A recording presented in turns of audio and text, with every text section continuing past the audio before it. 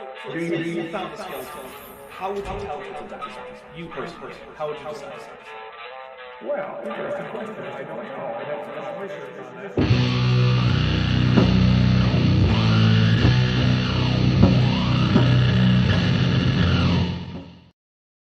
All right, hello everybody. Welcome to Matt with Maddie 20. Skeletor Matt returns because we are back to Raw Matt, the man who just looks like a walking skeleton. Because spoiler alerts, he just doesn't eat. Basically, is what it comes down to. That's not good for you in general. It's really not. It's really not. Now, first of all, Vishanti for $2 says AIG's a bag of dicks with a Mothra emoji, which means we will take a drink for that. Ah. So there's our first drink already. I hadn't even opened my beer. Oh, you gotta step it up. I know. It's a beautiful, refreshing blood orange IPA from a local brewery. Now, Silent Tetrapod, who I think may have seen the fundraiser, says, let's get Bent's car unbent. And that is a good point, because we, in fact, today are promoting a GoFundMe for Bent's automotive repair. So, there's a little bit of a story. I had some family in town, and this meant drinks by the pool, which meant I was planning to basically take lifts to and from. But the first day I thought, you know what? I bet I could get Bent to get me there, at least initially, on the promise of like a fast food breakfast, which is cheaper than the lift.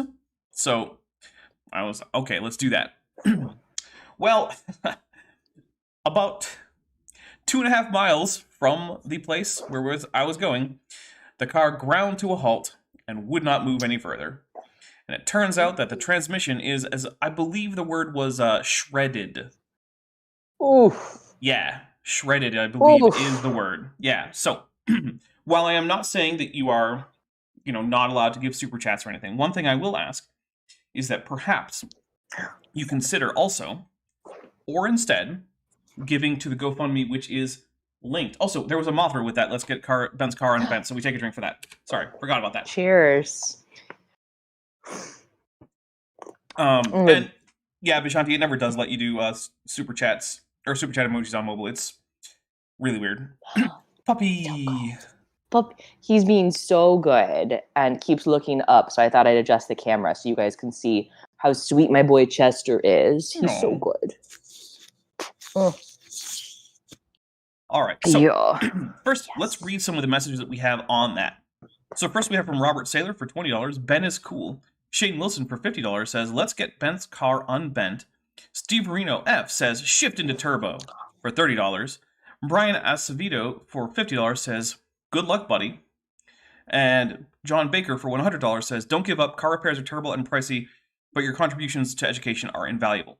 Now, for those of you who don't know, Bent Hovind is a disabled veteran who is currently, after several years of abuse from the VA via medical malpractice, trying to get back on his feet after they resulted in him losing his entire career that he went to school for quite a long time to qualify for. He is now trying to get back into that, and a car is an important part of that. However, money is pretty tight, and so he is hoping that with your help, you can make it so that this is less of a devastating financial hit, because, paying more than $4,000 for a car repair wasn't part of the plan for this month. Yeah. So, what we will be doing is I will be periodically updating this, and when the number goes up, I will be taking a drink if it goes up by 5 or more, and we just had that happen. So let me real quick refresh that on screen. Sorry, buddy. If I can figure out where I put my silly little window for that. Which I can't, so whatever. We'll just go like this. Okay, and we'll take a drink for that. So thank you very much to the anonymous person who just donated $10. And yeah, if you did donate and you think you want me to refresh, tag me, let me know. And we'll go with that. Now, the normal drinking rules are also in effect, so let's talk about those. First, we will take a drink whenever Matt says something so stupid that we need to cool our brains off. That's going to be our most common trigger, probably. Second, we will take a drink if Matt gets something that's factually correct and he's not just quoting someone else. Third, we will take a drink if Matt tells a joke that doesn't land or a story that didn't happen. Now, the story that didn't happen is a judgment call, but we usually go when it's pretty obvious that this is a thing that did not happen, at least as it's being portrayed. One time I was talking to this professor from Berkeley on a plane, blew his mind. Yeah, he had no idea how to counter my weird strongman of the Big Bang. Right. I bet if there's any nugget of truth to that story, I bet the professor at Berkeley was like fine arts, you know? Right, yeah. Maybe he was the professor of fish feeding. Yeah.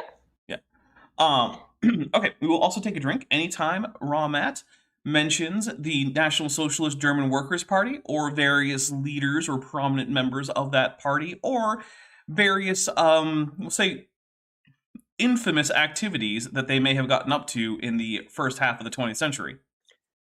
Yeah.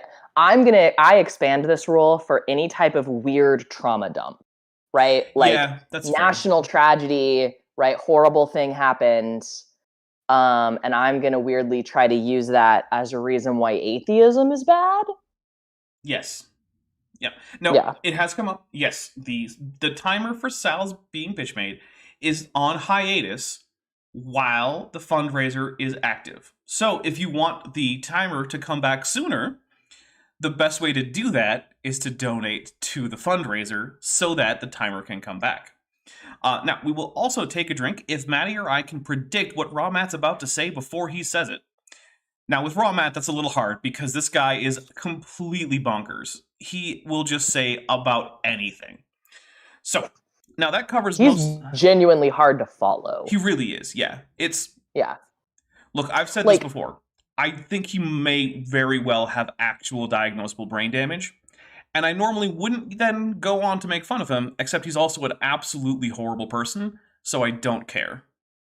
As I say, Matt Powell, in competition for work, just gives you whiplash, right? His sentences are usually okay. Like, we can understand what they mean, even if they're bonkers, right? Change topics wildly. Raw Matt, we've got to parse out what he said. Well, have you read his writing? It often just doesn't come out into sentences. He'll just have naked noun phrases. So we did just get a Mothra audibly, which means we do take a drink for Mothra, because if Mothra or Godzilla come by audibly, we take a drink. So we take a drink for that. Keep track of the rules while you list them. Now, we also take a drink if anyone super chats and they're a member, or milestone chats and they're a member, and the super chat includes any of the Mothra, Godzilla, or King Ghidorah emojis that we have on the channel. Now, if you are having trouble because of how you are connecting to YouTube, if you're using a mobile app or something, if you type something that indicates you were trying to use one of those emojis and you remember, we'll take a drink. We're pretty nice about that. Also, if you super chat anything to the effect that AIG are a bag of dicks, we will take a drink. Now, you have to be a little careful, because if you just super chat that on its own, YouTube will censor it. And Dapper, for this stream while we're fundraising, if they put a message like that in the... Oh yeah, we'll totally drink for that. If you put a message like that under words of support, we'll take a drink. Absolutely. There we go. I said words. That you did. You did. 7. All right. What's the 8th? What's the next one? We got more drink triggers. You might have to go with this one. If Mothra or Godzilla show up audibly. No, I said that one. Oh, okay. I didn't count that one. Sorry. Okay. Okay. And then, Trojan Source. Trojan Source. Yes, if we check on a source, which Raw Matt probably won't give us, but if he does, and the source not only fails to support him, but actually actively contradicts his point, we will take a drink for that. I forgot that one. Yeah. All right. Are we ready? Now, I will say, when I downloaded this, all it was a weird, it was just the thumbnail of the video as the video with the audio. So I decided to replace it with my own custom little soundbar thing, so that there's blackjack and hookers. Well, those are in the background. They're a little bit out of frame. Oh, okay. But yeah, they're there, definitely. All right. Are we ready? I'm ready. I was born ready. I've got a dog. I've got a beer. I have a second dog asleep over there. The baby's asleep. I'm good to go. Okay, here we go. I'm Matt Blackburn. Today, I have back on the show Raw Matt. Raw Matt is a Renaissance man. He knows quite a bit about... I feel like in this That's not case, how I would describe him. Yeah, you know what a gung farmer is? No, please enlighten. So, back in the Middle Ages, outhouses Okay. just emptied into the ground, right? You had a Yeah, you had a yeah. latrine pit. That's also. Listen, my great grandparents had a house like that, Mhm. like recent enough in history that my dad remembers going there and not having plumbing. Wow. Well, so a gung Yeah. farmer is someone whose job it is to go into the pit and remove excess waste to then resell to farmers as fertilizer. I see. Okay, so So- what the word I was hearing you say, adjective farmer was GUN, and I was yes. like, what sort of redneck America nonsense are we entering? So I feel like Matt is a Renaissance man in the sense that he's as if he were living at the point where in the Renaissance where indoor plumbing had not come to Europe, and it was his job to go shovel the actual human poo out of pits in the ground so that it could be resold to other people. Amazing. Yes, Yeah, that is the sense in that's- which he is a Renaissance man. Absolutely. Let's see. My Unfinished Journey for $2 says AIG is an arcane arc of anxious appendages. We will take a drink for that one. Nice. Ooh, love the alliteration team. Okay, and we just increased by 100. I know math. $100 on the counter, so we will take a drink for that. Thank Guys, you that's very so much. generous. You're amazing. And also, Stephen Flanagan says, "Oh Lord, I love pelagic tunicates. The world must know about my forbidden love." Well, Stephen, I'm glad that you love the weirdest, grossest creatures in the sea, as long as it means that you're donating to help out with Bent's car troubles. So here we go. Do you think we could petition? Could we perhaps commission Mission. a tingler about pelagic tunicates? Like from Chuck Tingler? Yeah, Chuck Tingle. Or Chuck His Tingle, sorry. works are known as tinglers. Right, got it, sorry. Yeah. I mean, I don't know Chuck personally, but maybe. I don't know them either. I'm pretty sure that he is open about being a man. That's true, but I mean, like, have you read a tingler? Anything goes. Well, okay, but I believe that, in his presence online as someone talking about his books and whatnot, Chuck Tingle That's true. is a man who goes with masculine pronouns. Okay, he often uses, like, he refers to his audience as buckaroos, which I appreciate. Hey! The thing we forgot is that we drink for gifted memberships, and Silent Tetrapod just gifted 5 Dapper Dinosaur memberships, and they went to Tesla Ranger, Trail Mix, Vagary, Pen and Sitch, and Chris McDaniel. So let's take 5 drinks real quick. Here we go. 1, 2, 3, 4, and 5. Oh, by the way, I'm drinking a Shop Talk Belgian White wheat beer. So, all right, let's hit play. We're gonna get to some more. We're gonna actually get to Raw Matt today, not just this. Also, other I wanted Matt. to point out to the audience that it's double Matt because the host of this radio show he's going on is named Matt, so it's double Matt. Well, it's a radio show. I'm pretty sure this is just a podcast that was also uploaded to YouTube. Okay. Yeah. I couldn't quite genetics, biology. Okay. Saying that Raw Matt is an expert in genetics, I just want to say something here. Maddie, do you know what a point mutation is? Sure do. That would be...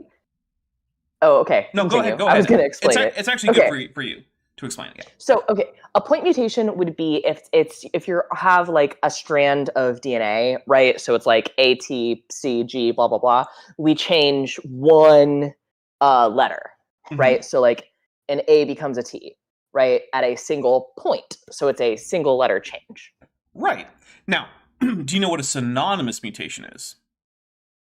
Synonymous. That would be, my guess would be a kind of like the mutation I just suggested, like an A becomes a T. So like, because real quick, we're gonna drink for the number going up. Okay, it's like pair doesn't change, right? So there are more codons than there are available assignments, right? Because life only uses a certain number of amino acids, which is 20, and there are about, I believe there are 64 codons available. Okay. So obviously there has to be overlap, right? Yeah. So a synonymous mutation is a point mutation in which the codon assigned, the thing the codon is assigned to doesn't change, right? So yeah, okay. You go from one guanine codon to a different guanine codon, right? That's called a synonymous mutation. Now, those are a subset of point mutations. Okay. Raw Matt is unaware that there are non-synonymous point mutations. Oh. Aw, there he is. Good boy. He's so good. All right, so yeah, saying that he Raw has Matt a bow is an tie. expert. You'll let him see it. Oh. Do I show your bow tie? You're so dapper. Oh, look at that. That is cute. Just right there. He's so very good. Cute. So he's a shy boy. That's okay. And so even when he wants love, he sometimes like won't make eye contact and it's like, don't perceive me, but pet me. All right, here we go. Chemistry, and he's actually an ordained minister, so he knows quite a bit about that Christianity. I'll believe. And he's a former MMA No, fighter. No. Being an ordained minister, you can be ordained universal to marry your friends, you know, to officiate the wedding. That doesn't mean you know anything about Christianity. Yeah, right? yeah. Even if he was ordained by an actual church that isn't just there to let people get married more easily. Yeah. That still doesn't mean he knows much about Christianity. Yeah, like if you told me he has like a master's in divinity from a reputable seminary, like okay, like we can start there. Yeah. But he does not. He absolutely does not. He does not. His highest qualification is that he claims to be certified in all of the world's methods of herbal medicine. I don't know what that means.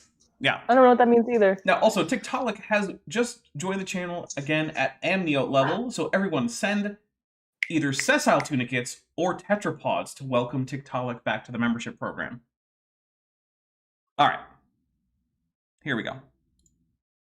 He loves fighting, so he has that aggressive side to him. And I'll so he give him likes that. to debate that's a true. lot. And he debates a lot of atheists on his channel on YouTube and on Standing for Truth, that channel. I don't actually think Raw Matt knows the difference between atheists and non-Christians. I'm going to be honest with you. Well, most young Earth creationists don't. True. Actually, in that theory, most young Earth creationists don't know the difference between, like, mainline Christianity and atheists. Yeah, that's true. Shipfish for $10 says, I'm doing my part with a blue-faced drink. Pelagic tunic. Thank you very much, Shipfish. I think that might mean that we just got another donation in here, but I'm not currently seeing it. So if we do, I will make sure to note it. Vandelli1998 says, so is your little one smarter than this Matt yet? Listen, baby girl, Hannah can now clap, so we've got cross-brain connections going on. She can, like, she's very clever. Right, she's brilliant and the smartest baby of all time ever. So of course she is. She's a genius, and nothing anyone can say will dissuade me. Nice. Oh, by the way, I want to give you a sample sentence from something that Raw Matt has written that he claims is a paper. Okay. Okay, this is the entire sentence. Since the diversification rate today is measured from phylogenetic analysis based on evolutionary assumption. That's it. That's the whole sentence. That's a clause. Like, yep, but it started with a capital letter following the previous period, and it ended with a period, and the next word has a capital letter too. Oh, honey. That is the level of intellect that we are dealing with. Okay. Yep. Okay. Just, you know what? Verbs? Who needs them? Who needs them? All or right. really like, yeah, we don't need to parse a sentence anyway. No. All right. Um, Here we go. Creation versus evolution debates. And I think this is a really practical, logical way to bring people to God, because I mean, it would be if the guy you're talking about were good at any of this, but okay. yeah. if someone's an atheist and they don't believe in God, then I think it's beneficial to produce scientific evidence of the Great Flood, Well, that would be useful if there were any. of the existence Mhm. of Adam and Eve, and kind of breaking down the Big Bang Theory, Charles Darwin's research, fossils, as we talk about. It will never not bug me the degree to which they focus on Charles Darwin as if he mattered at all. Right? Yeah. It's just like Newton, right? No one actually cares Yeah. about what Newton's, like, what his research was at this point, right? It's curious Yeah. for historical purposes. But when it's like Ooh. time to actually do your own research, no one's going back to like Principia Mathematica. No one cares. Right. We're not citing Newton. Like, I think that's hard for people to understand. Of like, it's recently occurring to me, getting very neck deep in my like final dissertation research, that people who are not scientists, right, who are not doing science, Mhm. have little to no concept of what that is. Yeah. You know, because like, if I say I'm doing research, the picture a lot of people have in their head is that like I'm going to a library and reading things and learning, right? And then writing that down. You know? I mean, other than the literature review for your research, that's not much of it. Exactly. That's like, that part's been done forever, you know, and that's less than a sixth of my dissertation, right? So all of the other stuff is the like the doing of the new work, the building, right? Yes. To use like an architecture, right? So like there's foundation, right? But even like the foundation science of like Newton, or in biology like Darwin, right? We're on the same plot of land, right? But we've built a better foundation already, right? you know, and you know, modern biology is like we're putting on the roof, right? We've there's a lot of structure and support that's well past Darwin. TikTok for 50 Argentinian pesos says, never left, not sure why I had to come back, but I'm glad to have done so, with 3 Mothra emojis. Look, it was probably something weird with like some payment probably bounced or something as because of like a banking error or something. It happens. But we'll take a drink for all the Mothra emojis. Now, one thing I want to add is there is one good reason to cite Darwin to this day, which is that when you cite a taxon that was first described by someone, you usually have to put in who first described the taxon. And if that happens to be Darwin, then you need to cite Darwin for that. But that's about it. So like when you say like, you know, this is my paper about, I don't know, like Darwin's orchid, which is like Angraecum sesquipedale, I think, or something like that. Don't quote me on that. I don't remember exactly. You're going to put like Angraecum sesquipedale parentheses Darwin with the year, and then that's going to link, you know, that's going to be tied to your reference to his original publication about that flower. But that's it, right? Other than going to the first description of who, because in biology you credit the first person to describe a taxon as having done so when you first introduce it. Other than that, though, yeah, there's no reason to really cite Darwin at this point. Yeah, right. I was looking up some specific physical values, like physical measurements for properties of sea ice today, and there was something that I could only fit. Like the first reference that came up was from 1967, and I was like, "Good God, I can't something that old. That can't be right anymore." Yeah, that's pretty ancient.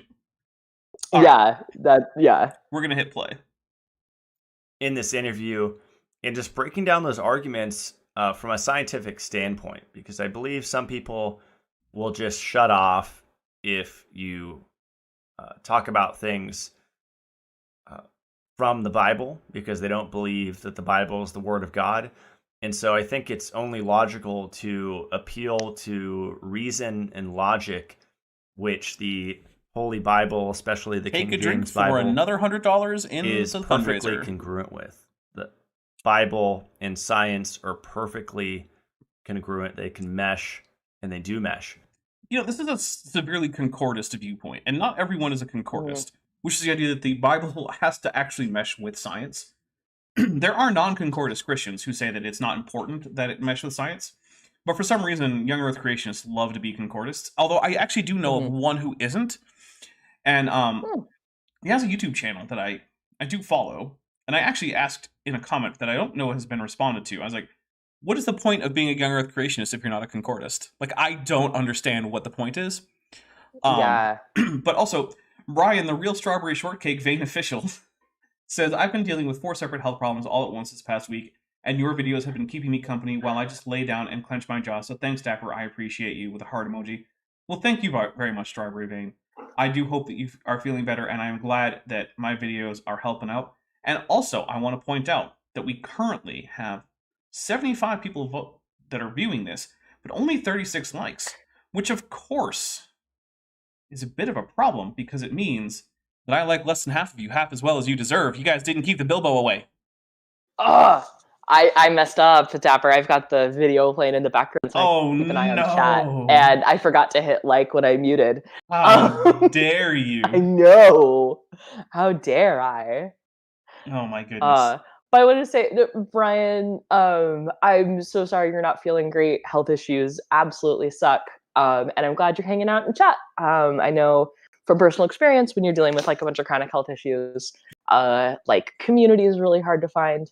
And I've definitely like finding community on the internet and with like YouTube chats was, my health has gotten, thankfully much better in the last few years, but, definitely been where you're at. So take care of yourself, and I hope we can keep you company for a while. I also want to say, with 75 people watching, oh, nope, now it's 76.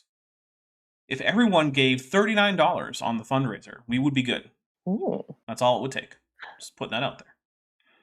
All right, here we go. So even though this is a mitochondrial-focused natural health podcast, I like how... That sounds like it is something horrifying that maybe I should look further into.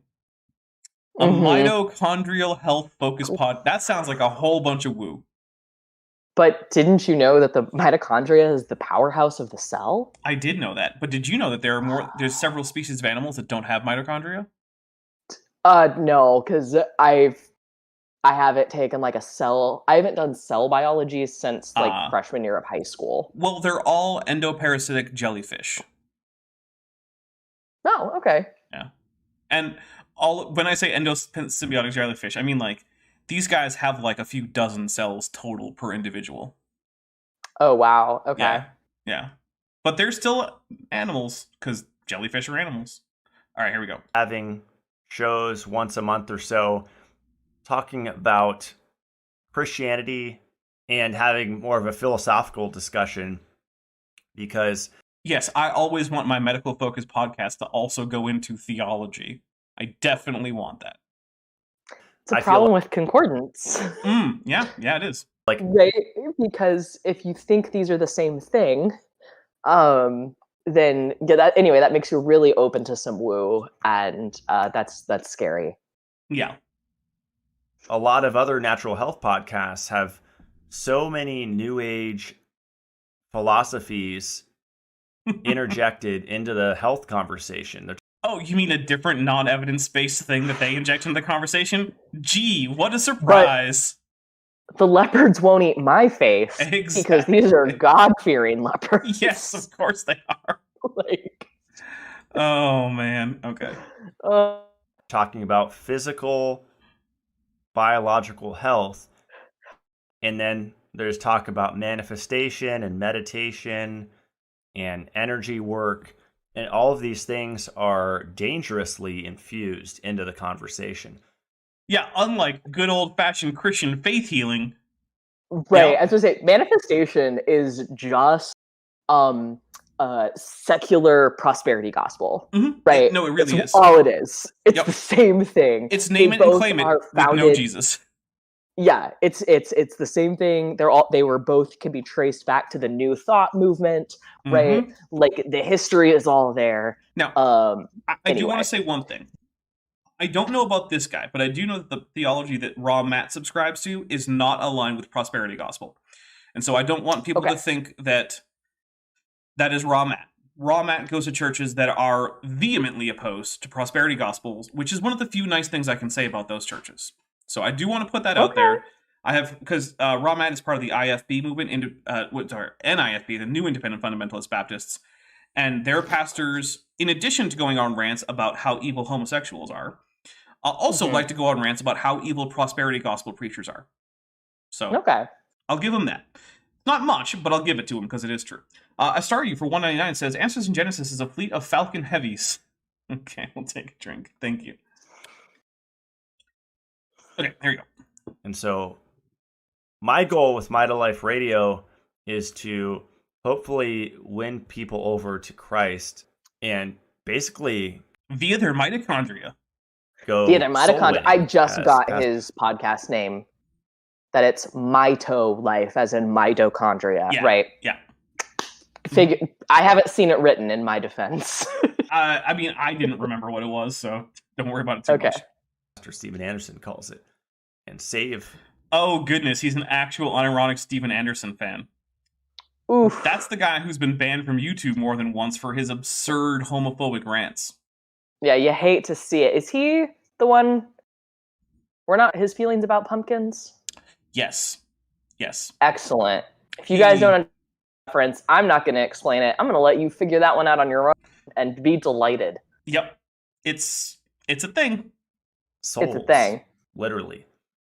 So I think that this type of information is just as important as the Drink physical for the number health going information. And I believe that they go hand in hand.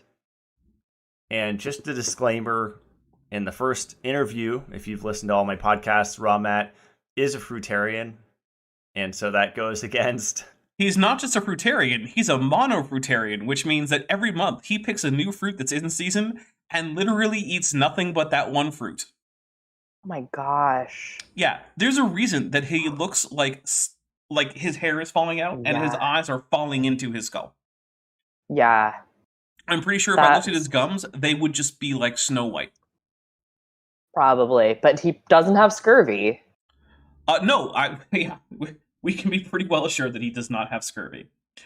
Sorry, you said gums and my brain jumped to scurvy. No, they're white, but I doubt they're currently bleeding.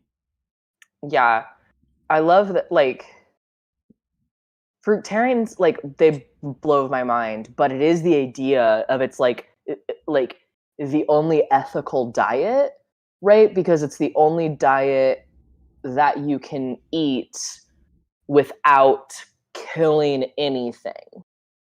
I mean, unless those fruits are being produced with pesticides that are killing other plants or animals, which... True. Yeah. See, I guess so, unless you're, like, growing and picking it yourself, you can't be sure. Yeah, that's one of the things, is that when someone's like, oh, you need to have a diet that doesn't result in any animal death, I'm like, I don't know that I have a realistic way to accomplish this. Yeah, there's not. There's really not. So... Yeah. Once we all live in spaceships with, like hydroponic space where there just are no insects and there's just the only animal around is just the humans, then sure, maybe we can eat ethically in that strict sense. Yeah. And that's the real reason we have to go to Mars, is to make sure that we can eat ethically. Yeah. Is it there's no ethical consumption under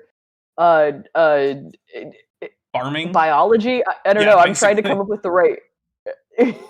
Yeah. Yeah. Okay. I'll work on it. I'll work on we can workshop it later. We'll workshop it later. A lot of what I share, I mean, it's still sugar and carbs, which I promote, but... Yeah, there's carbs in fruit, buddy. There is no protein in it, which... Fruit has protein. What are you talking? I mean, it's not like it's a steak, but I'm just taking a drink fruit. There's no protein in fruit. What do you think? There like a fruit is made of? Amount? Yeah, isn't it like a decent amount and like even like thinking. Hold on, I have to drink. And Maverick Cronin, it's not possible to explain the pumpkin thing in chat. You have to discover it and experience that for yourself. No, I'm with Maddie on that one. Yeah, it's something best experienced on your own. Yeah. Trail Mix for $5 says Steven Anderson is also banned in 34 countries. Just look up Steven Anderson Rule 34 if you don't believe me. Especially do that on your work computer. That's really where you want to go for that. Also, do not ever take my advice. I've already had one goose killed on my advice. Oof. So, and that also is Trail Mix's first super chat on the channel. That seems hard to believe, but apparently it's true. Oh, well, thank you very much for your first super chat on the channel. All right, here we go. He and many others think is a benefit that you can have too much. So we differ, and that's a beautiful thing. Just like a lot of my previous guests, it would be a very boring podcast if we're just in agreement on everything for every show. Okay. And I don't want to be another one of those podcasts because those are a dime a dozen in the health community. Carnivore podcast, keto podcast, you name it. There's a thing called carnivore podcast?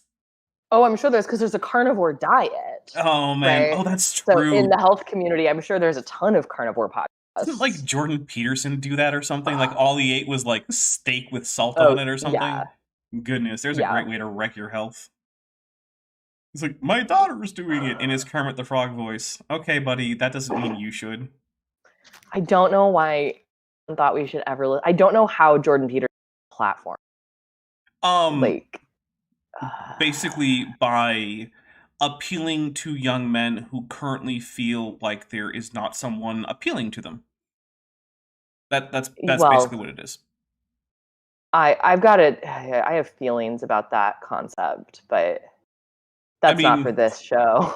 Whatever you feel about it, that is ultimately how we became famous, is by appealing to a demographic of young men who didn't feel like anyone else was trying to capture their attention in terms of self-help stuff.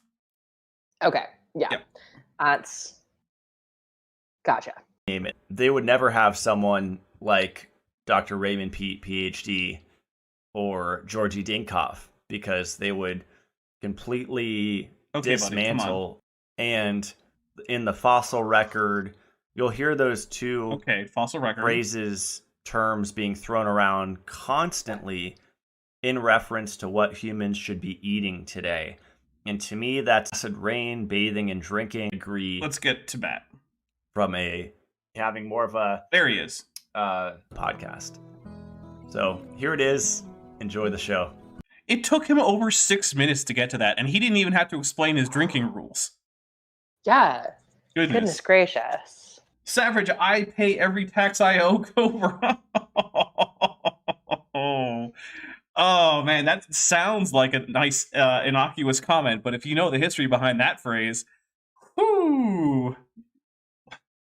Who's been a member for 8 months, is at the annual level, says, was at a baseball game with family. What did I miss? Also, AIG is a prodigious pierogi packed with pythonic phalli. Nice, we'll take a drink. You mostly missed other Matt giving an intro that is extremely long-winded, and now we have more guitar music intro. Oh my gosh. Goodness. I'm muting some of that. We're here with Rob Matt for round 2. Welcome back to the show. Oh, this is a sequel. I should have got the original. Oops. I don't think we missed much. Round 2. Yeah, I doubt it. Good to be here. Yeah, thanks. The last episode, we talked pretty much all about nutrition. And Fear call the copyright monger. It says, Christ, we've already got 7 bingo squares and we aren't even at our target mat. Yeah, no, that's not terribly surprising. In this episode, it's going to be a little different because we're going to be having more of a kind of a philosophical discussion. Oh, good. Although there's science involved about evolution, like we've been taught in schools, versus creationism. The idea that God or a creator created this place. And it's so interesting because I notice like there's a a strong link between dietary beliefs and a belief in evolution. So Is there? Because What? I haven't noticed that.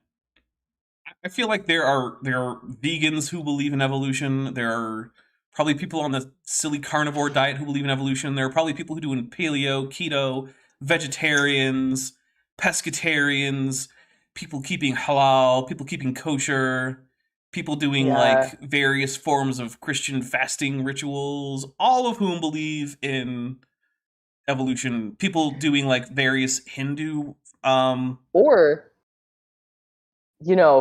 people like me who are like, hey, technically, that half a veggie tray and a sleeve of Oreos I had for very healthy. very healthy. Yes. Brian, the real strawberry shortcake vein official, says, don't do extreme restricted diets, kids. Diversity and balance are important. Signed, someone who nearly went into a coma from a sodium deficiency. Yeah. Oof. Yeah, look. If you can be a very healthy vegetarian, you have to be a little bit more careful, and you can be a healthy vegan. But, like, don't go on to, like, all I'm going to eat today is raw beef or something crazy. Like, have vegetables, have some protein, have different vegetables, have some fruit mixed in there, have some grains here and there. Yeah, have a healthy, balanced diet. Don't just go all in on one food. Fruit and grains. Mm-hmm. Astra Suborbital Platypus Ryu, which is great, says for $4.99, the connection is that if you are a fruitarian, you are probably a science denying enough to be a young Earth creationist. Yeah, that's the thing right there, right? If you're crazy enough to be a young Earth creationist, you might also be crazy enough to fall for mono-fruitarianism. Yeah. Which is... Oof. But otherwise, yeah, I don't actually find that there's a big restriction with belief in evolution and what diet you eat. So... look at like the carnivore diet that's trending right now, and all of their leaders always, in every single interview, it's always bringing up ancestral health or evolution or the way we evolved to eat. And I have friends in like the pro sugar, pro carb community.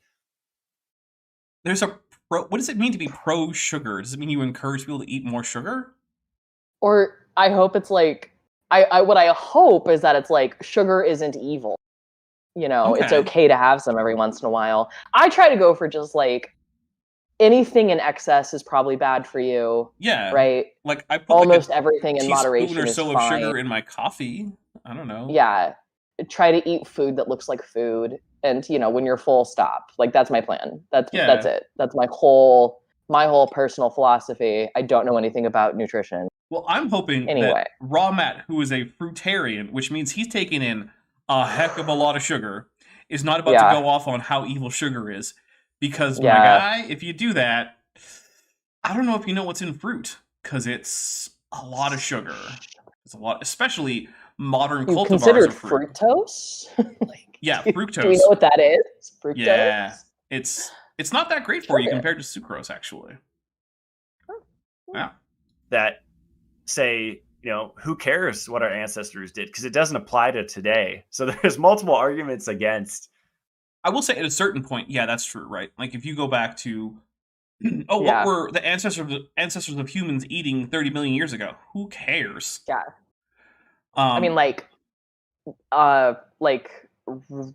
goodness, like herbs, right? Like think like dandelion greens boiled together with some meat. That's like one of the oldest.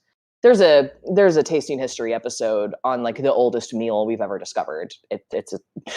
I gotta be honest, boiled meat and dandelion greens doesn't sound like the worst meal I could think of. No, it doesn't sound like the worst meal. And so you do see like foraged greens, right? Especially like greens that have like a lot of like bite and flavor, right? Being used as a source of flavor. Okay. They're not like growing sage, right? And crisping that up with some brown butter. But and it does look like boiling and like making some kind of like sausage, right? Like putting everything together in like the casing of like a stomach or an intestine and then boiling that. That looks like kind of the earliest dish, if you will. Savage, I pay every tax I owe Cobra for $2 says water in excess is called drowning. Yeah, that's a problem. Yeah. All right, here we go. Living like our ancestors, right? For sure. For sure. Well, the thing is too, if you go and you want to look into, let's say, the paleo diet has directly in the name when the diet is supposed to be considered. So it's called the Paleolithic diet. It's just abbreviated in paleo. So if you look at the Paleolithic era, what were people? When did they live? Like, what were they doing? Well, we just heard, they were boiling things inside of sheep bladders and whatnot. Yeah, that's before the agricultural revolution is the important thing, That's so that we weren't like cultivating grains, we weren't cultivating vegetables. It was things that Yeah. Well, if you look at the time period, it's the time when they believed that Neanderthal and Denisovan existed. These are the two most recent common ancestors for humanity.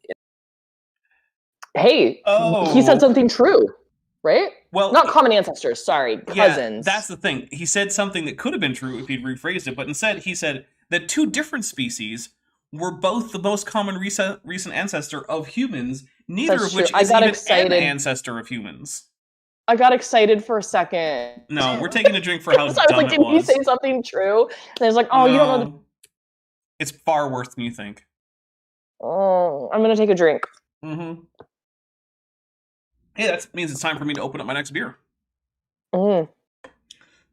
Which is also a Shock Top, because I bought a 6-pack of Shock Top. Excellent. So speaking of cousins and grandparents, my cousin and his wife had a baby yesterday, and they named him after my passed away a few years ago. I'm sorry, you cut out? After your who? I was saying my cousin and his wife had a little baby boy yesterday, and nice. They named him after my grandfather, who passed away a few years ago. Very nice. Yeah. Well, she actually. I'm gonna grab it. Hold on, I'm gonna show off my grandfather's. All right, we'll hit play when. Oh, is it real fast? Their belief system. So these are the ones that were living in different regions of. All right, what we got? Very nice. So it's a turned wooden vase that he then carved and painted to look like a woven basket. Wow. Yeah. Anyway. That's pretty cool. Yeah, I've got a few of his pieces. This is the only one with each, though. Nice. Anywho. Okay. The north. So the lowest they get on the map is probably around like Spain. And they might. That's actually probably true. The lowest or the most south that Neanderthals probably got in Europe, at least, was Spain. Although they have also been found in Israel. So, like, he's like. Well, okay. Sorry, I'm gonna ask a dumb question, because like Neanderthals like started in sub-Saharan Africa. Well, kind of. So our oldest Neanderthal remains are in like the Near East, and it's possible that an earlier group of hominins moved into the Near East, evolved into what we would now call Neanderthals, and then that group spread from there into the rest of out into Europe and parts of like Western Asia. Okay, so let me make sure. So like humans, Homo sapiens, we have remains of, like, we know that the Homo sapiens existed in like sub. Yes, our earliest fossils for Homo sapiens are in North Africa, but the genetic evidence points towards more like Ethiopia. Yeah. And then that, like, a population of modern Homo sapiens out of Africa and spread out, all that jazz. Mm-hmm. But Neanderthals, we don't know if they originated in like Ethiopia, that region, or if their ancestors did. So right now it looks like their ancestors moved out of Africa before they evolved into Neanderthals and Denisovans. Okay, so like a common answer of Neanderthals and Denisovans, and then they split. Okay, yeah, cool. That's my current understanding. I'm sure I got something wrong, and Erica will come and excoriate me later. Oh, was she back from Kenya yet? I think she got back this past weekend. Oh, okay. Yes. I saw a tweet about her flight. I was like, anyway, we can continue. I was like, maybe she won't. My full lack Even if she of- were still in Africa, I expect that she would be summoned from abroad Yeah. to come excoriate me. Yeah. That's someone's wrong on the senses are tingling. Mm-hmm. Yeah, someone's wrong about hominins specifically. Oh no, yeah, someone on the internet's wrong about hominins. Yeah. She needs a cape. Da-la-la-la-la. All right, here we go. Migrate up and get into Russia, and then they kind of go to the west as well, and they go over to Eurasia and down to Papua New Guinea for. Russia's already in Eurasia, Matt. I'm just taking a drink for Matt doesn't know any geography. Some of the Denisovan, but you notice something is that they're always up in the colder regions, except for when they migrated and figured, oh, Spain, right? Or, Israel, which is... Israel, yeah. Yeah. As the Also, suborbital... like, Papua New Guinea. Well, I don't know that we have Neanderthals in Papua New Guinea. I'm not that... Wait, he said something about... I thought he said something. Anyway, it doesn't matter. I probably missed... Okay. If what he said originally was right in any way, shape, or form. As the suborbital platypus Ryu says, yeah, if I recall correctly, Homo erectus is the common ancestor of Homo sapiens, Homo neanderthalensis, and Homo denisova. So first of all, Homo denisova is a not currently valid taxon name. Denisovans do not currently have a generic and specific designation. They'll almost certainly be in Homo. But the reason for that is that we don't have enough skeletal material to constitute a valid holotype. So until we actually have an anatomical description, we can't technically give them a specific name. But that I actually do not believe is correct. I believe there are later species than Homo erectus, although sensu lato, some people would say that they are Homo erectus. So I think it's a little complicated, and I don't know enough that I want to take a firm stance there. That is something that I would direct as a question to Erica, because that's the kind of thing that she knows about, and that I am less certain about.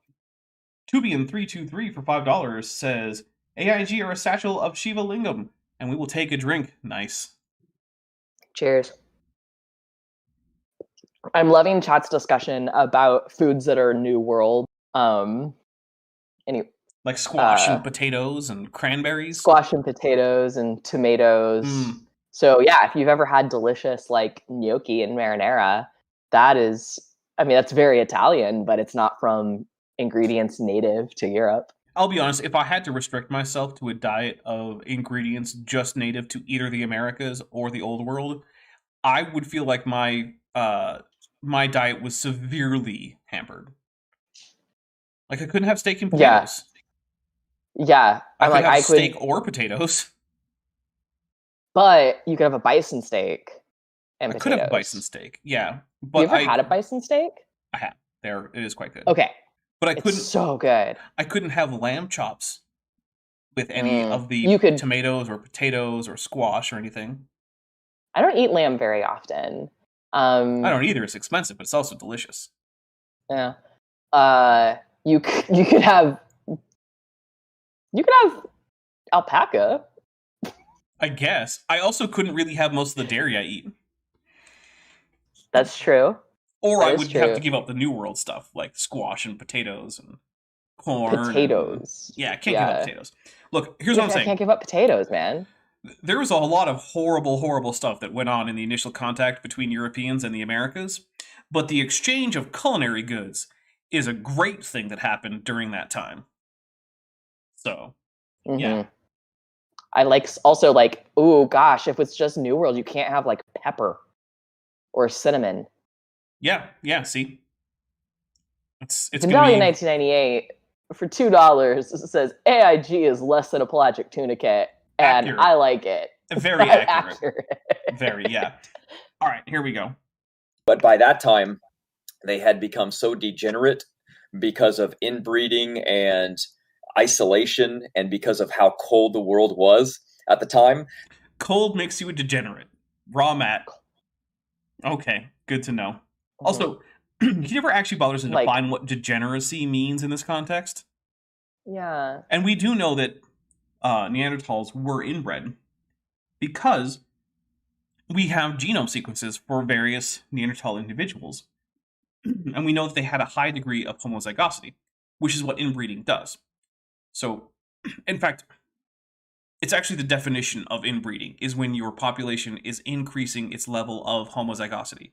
That's what inbreeding is. Now, that's in the genetic sense. Now, in the colloquial sense, right, we talk about things like near kin breeding. But if your near kin actually have a high enough level of heterozygosity, then from a genetic standpoint, it's actually not really inbreeding. That's one of the reasons why in cultures that don't have a lot of like near kin marriages, if you reproduce with like your first cousin, chances are there's really not going to be any noticeable effect on that like first generation right there that you did that, as long as it does not persist as a common practice. Whereas on the other hand, in populations that do have a lot of preference for first cousin marriages, which happens a lot in the Near and Middle East, then you do in fact get increases in homozygosity, and it does lead to an increase in certain genetic disorders in those populations, which means that for their own good, they should probably cut it out. But hey, I'm not in charge of those things. That they resorted to, they basically bred themselves out of existence. That right there is a possibility, but it has not been established as a thing that definitely happened. Help me out, because I struggle with evolutionary timescales, I think, in meteorology timescales. How long ago did Neanderthals die out? So let's see. I'm trying to remember. So I think it was like 50,000 years ago, 40,000 years ago, something like that. Okay. So around the end of the last ice. Also, Brian, the Real Strawberry Shortcake vein official, agave is absolutely a New World sweetener. Yes. Yep. And coffee. As maple syrup was too. Yep. And coffee is an Old World food. Really? I believe so. I believe that's why the two main species are like Arabica and Indica. Oh, fair. Yeah. So tea is also an Old World species. Like the actual tea plant, not like just the concept of infusing water with leaf juice. That's a universal thing. People have been doing that all around the world. Hey, coca leaf tea is New World. Coca leaf tea, chocolate, New World. That was Yeah, chocolate. That's a very important. I'm not gonna lie. I don't know if I could give up coffee, but I could crush like some like Mayan hot chocolate. Oh yeah, with some spicy peppers in it. Spicy, yeah. Just be careful, because you don't want to end up like the Doctor did in that second serial from like the 1950s, where he ended up accidentally engaged to like a what was it? It was like an Incan princess or something. Goodness gracious! Yeah. The first Doctor accidentally got engaged on his second time travel experience on the show. Yeah. Oops. Excellent. Because of their lifestyle, right? It's really harsh. They lived in small tribal populations. They were inbreeding, and they eventually destroyed their own genetic line, and they died out. It wasn't because of their diet, which would be ironic, wouldn't it, if it was actually the diet that killed them? I'm actually going to agree with Raw Matt here. There's no indication that their diet, which was basically like heavy on meat and then a bunch of local like herbs and fruit and whatnot, was the cause of their extinction. So I'm going to take a drink for, as far as I can tell, Matt getting something right. Yeah, I'd be really interested, actually, to know about differences in Neanderthal and, Homo sapien diets from the same time period. Yeah, that would actually be very interesting. I don't know, but if I had to make a educated guess, I would say that Neanderthals were probably eating more meat because they're living in colder places at a colder time, and so it's harder to get a lot of plant. Like we know that people who are living, like the natives in places like Siberia, Alaska, Greenland, they have there are months that go by there where they only eat meat in terms of their traditional diet. Yeah, when I was at officer training, and I got to go to OD instead of OCS, which is it's like the easiest version of boot camp. There was a chaplain in my class, and he had been a missionary. He was Eastern Orthodox, And there's a large Eastern Orthodox population amongst Native Alaskans. Yes, there is. Because of missionaries from like Russia. Mhm. And so he had spent 6 months with various Inuit tribes in like remote areas of Alaska.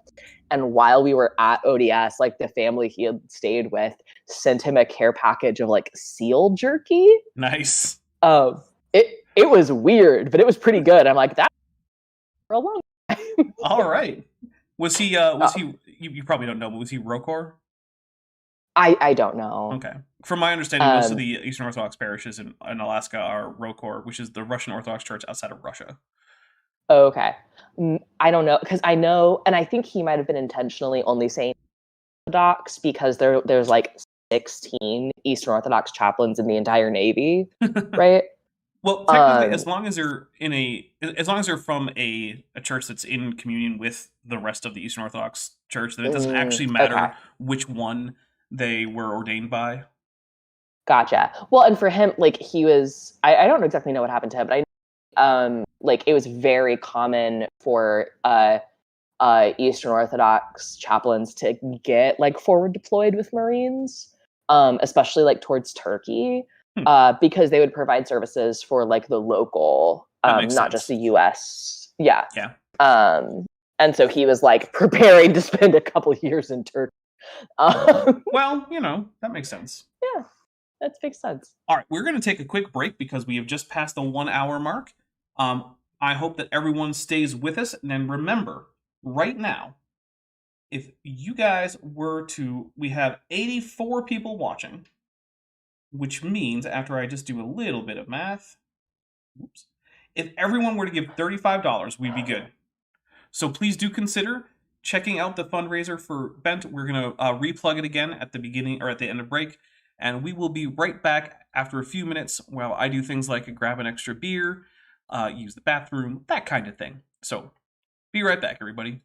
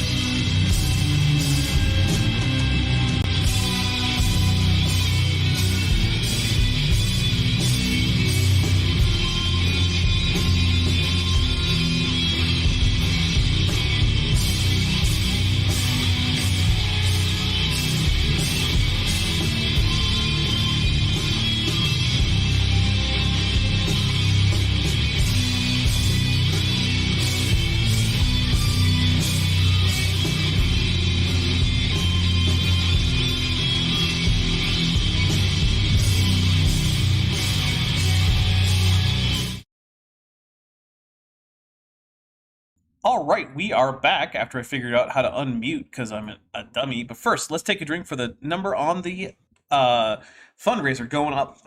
So take a drink. Now, someone also slanderously claiming to be Dapper Dinosaur, who is clearly not, has said on the fundraiser for $5, I love pelagic tunicates, which is a weird thing to say because everyone knows that Dapper Dinosaur, in fact, does not love pelagic tunicates and, in fact, is rather disgusted by them. So, but we'll take a drink for it anyway because it is a message on the fundraiser. Thank you very much. I don't know, Dapper. Evidence says Dapper Dinosaur might love pelagic tunicates. No, that is in fact not evidence. That is a libelous lie. And also, I don't know who to believe. Believe the person talking to you right now. The real, definitely real Dapper Dinosaur, who absolutely does not love pelagic tunicates. That's who you should believe. Savage, I pay every tax I owe Cobra for $5 says, AIG is a sack of the nomen oblitum of Megalosaurus bucklandi. Which is technically not an AIG as a bag of dicks because it was scrotum humanum, but we'll take a drink anyway. Cheers. By the way, I'm glad I'm going with this IPA tonight instead of my normal Belgian quad, because the IPA has a much lower alcohol content. We're only on 26 drink triggers so far. Yeah, okay. It's actually kind of low for us. Yeah. All right, here we go. But backup Matthew, second Matthew, took up so much time, and he didn't. True. Yeah. No, actually, first, Maddie, what have you been up to lately? Oh, hey. You know what I've been doing, Dapper? As a member of the Dapper Dinosaur channel, for just $1 a month at the tetrapod level, or $1.99 a month at the tetrapod level. Depends if you're a patron or a channel member. I'm a channel member. That's $1.99. I have been enjoying some backlog of unreleased to the general public videos of yours that are high quality, right? New, right off the vine, garden, sun-ripened, fresh. Wow. Won't be available to the public for months, True. right? Man, I get to view them early. Whole series on ICR that like only other cool members get to see right now, right? Mm-hmm. Yeah, and to get those, you would need to either be a patron or a channel member. That is how that would work. And as either a patron or a channel member, right, you can also hang out in the private Discord chat when you need to like talk to your internet friends, talk about the cool secret videos that no one can see yet. So many perks. It's true. There are a lot of perks. Did you know that on patreon.com you can get a 12%? Is it 12%? I don't remember. It is 12%, yes, for going annual. Okay. I have a weird number stick in my head, and a 12% discount if you donate annually. But I choose to do a YouTube member instead of Patreon because I like getting the cool emojis in chat. That is fair. Now, I also want to say we are, in fact, supporting a fundraiser for Benthoven's car repairs. This was an unexpected financial burden, and Benthoven, as you may or may not know, is in fact a disabled veteran who is trying to get back onto his feet after quite a lot of malpractice from the VA in terms of his medical care, which ended up costing him a career. And a car is a pretty important part of him trying to get back onto his feet. And we are actually going to take a quick drink for that number having gone up again. So if you have extra money and you would like to support that, it is in the pinned comment. It's also in the description. And that's what we're tracking up here in lieu of the Sal Bitchmade timer, which will come back once we're done promoting the fundraiser. And all drink triggers that happen in super chats will also occur in like messages left on the GoFundMe. So don't worry. You guys can actually make us double drink on the GoFundMe. Yep. So beautiful people, lubricate our brains. Absolutely. Yeah. All right. Well, let's get back into it. because you're literally invoking the paleo diet as being good for you, but they died out. So No, Matt, you just said they didn't die out because of their diet. They died out because of inbreeding. You're contradicting. I'm taking a drink because he can't keep his story straight for an entire sentence. Right, it's like the same thing that like anti-vax people will be like, I got in a car wreck 3 days after I got a vaccine. It's a vaccine injury. Yeah. Maybe. Same level of probably logic. not. And yeah, it's one of those things where it's like, Oh. hey, a non-0% of people are going to be in car wrecks shortly after getting the vaccine, given the absurdly high number of people getting the vaccine. That some of them get In into car fact- accidents is not evidence of anything. The most dangerous part of you going to get a vaccine is the drive to and from the clinic. Yes, it is, by a lot. By a lot. All right, here we go. what happened? It was either they killed themselves because of what they ate, or the conditions were bad and they became inbred and they died, which is our scenario. That's what we say happened, especially So you don't think it's because of the diet, right? Good. Okay. Yeah. after the flood, Okay. right? It created the Ice Age. So what did people do during that time after Babel? Well, they migrated, they dissipated, they went out. Some people went into Africa, others into, others went east, others went north. The ones that went north made the biggest mistake that you could make. Okay, here's a problem for you, Matt, though. So Matt likes to think that Neanderthals are descendants of Noah, right? Uh-huh. Okay, but here's the thing. When people like Nathaniel Jeanson cheat to try to get the time to Y chromosome Adam to the time, of the flood, because remember, Yeah. if the flood story is literally true, Y chromosome Adam isn't Adam, it's Noah, because the only Y chromosomes in that story come right out of Noah. Yep. So Nathaniel Jeanson has to lie about how substitution works. He has to pretend he doesn't believe in things like natural selection, or that mutations that occur in, say, your skin cells don't also go into your, gametes. He has to pretend that those things happen, right? And when he lies about this to cheat a ridiculously high, orders of magnitude higher than reasonable, a substitution rate for the Y chromosome, he can just barely squeak Noah under the hood right there. But if you want to include the Neanderthals, it pushes it back to like 10,000 years, even using Nathaniel Jeanson's crazy numbers. Which means if the Neanderthals are descended from Noah, then Noah can't fit into the biblical time frame that Matt believes in. So you gotta pick, Matt. Either Neanderthals aren't descendants of Noah, or the Bible chronology you believe in is wrong.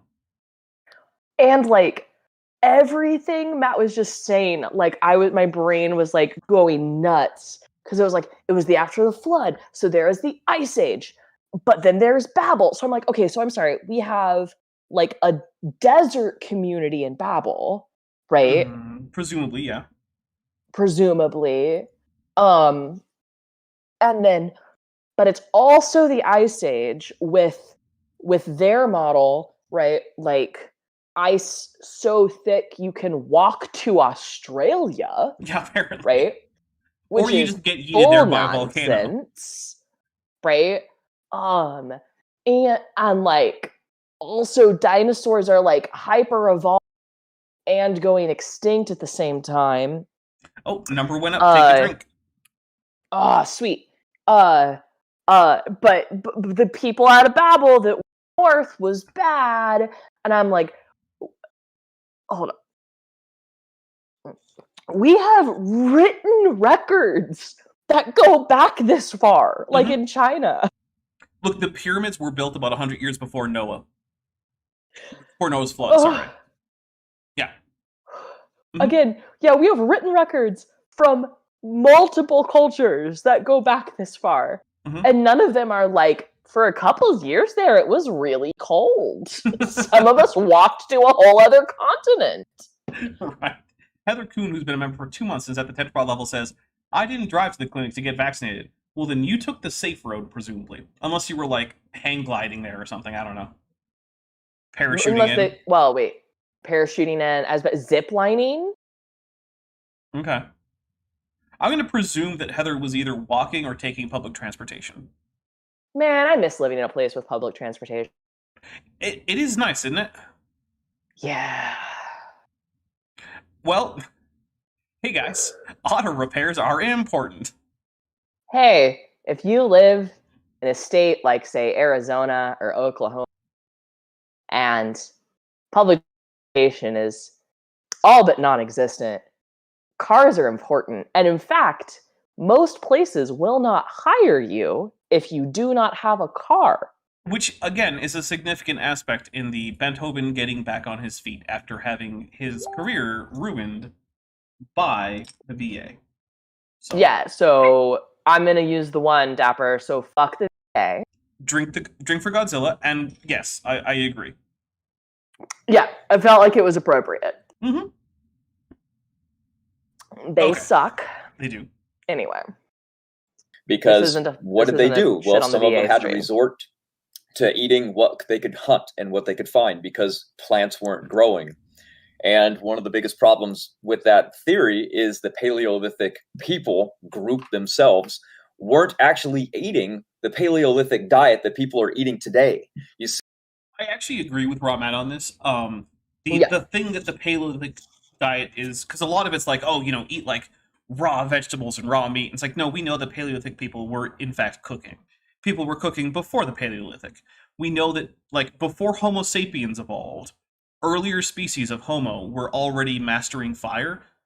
In fact, we have good reason to think Australopithecus sediba was using fire to light their way through a cave because we found soot. Yes. So, like, I do agree with Matt that there are aspects of the paleo diet which are built on not even a good understanding of human evolution. It's just a weird straw man version of it, where, like, early Homo sapiens didn't know how to use fire. Fire use among hominins predates Homo sapiens. They were absolutely cooking their food, and hominins have been cooking their food for millions of years. Not thousands, not tens of thousands, not even hundreds of thousands. Millions. So if anyone tries to tell you, oh, your ancestors didn't cook their food, humans didn't evolve to eat cooked food, they absolutely did. Like, dogs evolved alongside us to eat cooked food. Mm-hmm. That is very true. Yeah. And, like, there's also, like, other forms of, like, so I'm thinking of, like, pemmican, right, of, like, North Americans. Native North Americans is who would, like, it's, like, super, super, super dried jerky and fat and berries. Mm-hmm. I need another beer. I got one at break, though, so second. Nice. Like, there's other ways of, like you don't just have to eat, and, like, seal jerky, like I talked about, right? I don't know how old the concept of seal jerky is, or drying meat, but that's not raw meat. No, it's not. Yep. That's no, we cooked stuff. Yep. Like, it feels for weird. a long time. It feels weird to kind of agree with Raw Matt on something. Yeah. See, we know what they ate. We can look in their molars and we can find the dentin, and we can find that they actually ate the barley and the grains and the foods that they're saying, no, take a drink. They didn't eat these things. They weren't around. Well, we know what they ate, and of course they ate these things. Yep. So I find that pretty funny. And you mentioned, now, it was wild grains, right? But they were definitely eating grains. In the Great Flood, Sorry. Isn't there some evidence, like, predating the true, like, agriculture of human influence on certain grain crops? Like, they weren't planting and growing them, but there's some idea that they were, like, humans were preferentially putting, like, just tossing seeds in particular places that they found convenient for later harvesting. Yeah, or maybe, like, oh, we like this plant, but not this one, so we're, we'll as we're kind of plant. Nomadic. Yeah. So very, very, very basic agricultural practices that predate the true agricultural revolution. Mm-hmm. Unsurprisingly, agriculture grows out of previous behaviors, like all human behaviors, really. Yeah. Really diving into Noah and the Ark Oh, good. And I just This saw a recent video that I told you about before we started with Ken Ham kind of debating Bill Nye. I think this was it was like a 2017 where Bill Nye, quote, the science guy, was walking through the Ark exhibit. It's like a Oh yeah, this was billed by AIG as the Nye Ham debate like number 2 because it was a filmed tour of the Ark encounter with Ken Ham leading Bill Nye on the tour, with, by the way, Aaron Ra like looming in the background in a few shots. Aren't they both just being awkwardly polite? Yes, they are. Okay. It's kind of like watching Michael Scott give a tour of a museum. It's like, why is this a thing that's occurring? And the person who he's giving the tour to is like honor bound not to point out what a weird, cringy monster Michael Scott is being. But yeah, I mean, watch it if you can handle that much cringe. It's an interesting watch. I'll just say that. It's an interesting watch. Yeah. I can't watch it because I like embarrassment humor. Like I can barely watch The Office, right? Because like I get that like secondhand embarrassment and uncomfy. Mm-hmm. Have you seen Scott's Tots? The most secondhand embarrassment of all episodes of The Office? No. This is one in which Michael Scott has promised an entire class. He promised them when they were in like 4th grade that if they graduated high school, he would pay for their college because he expected to be a millionaire or something. And now he has to tell them as they're about to graduate as high school seniors that no, he's not. Oh my gosh. Yeah, a lot of people skip that episode. It's rough. Oh. Heather Kuhn for $5 says, see Karahan Tepe and Gobekli Tepe for pre-domestication use of grains. Yes, they had entire sections of those complexes dedicated to beer making. Which, hey, spoiler alert, you gotta have grains to make beer.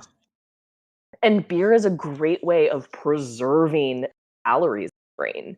Mm-hmm. Because I know we're talking about nutrition, but think about like the number one goal of nutrition for like humans, for the vast majority of our like until the last couple hundred years is like get enough calories. It's not about nutrients, it's not about anything else, it's just get enough calories. Yep. And like in the last like 150 years, there's been a huge spike as in like the developed world of average lifetime, and it's not related to vaccines, it's not related to like discovery of antibiotics, it's related to humans are consistently getting enough to eat. Yep.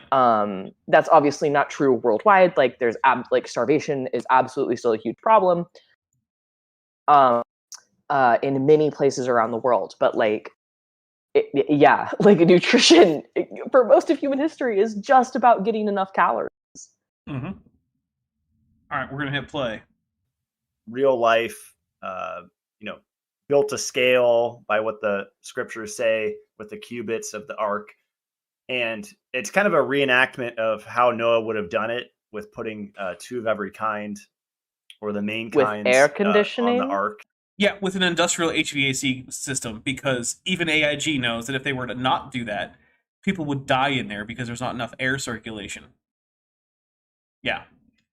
Savage, I pay every tax I owe Cobra for $2 says, liberals want to make you drink plant-based beer. Oh, yeah, I heard about that. I'm going to drink my plant-based beer right now. Yeah, I will too. Let's take a drink of our plant-based beers.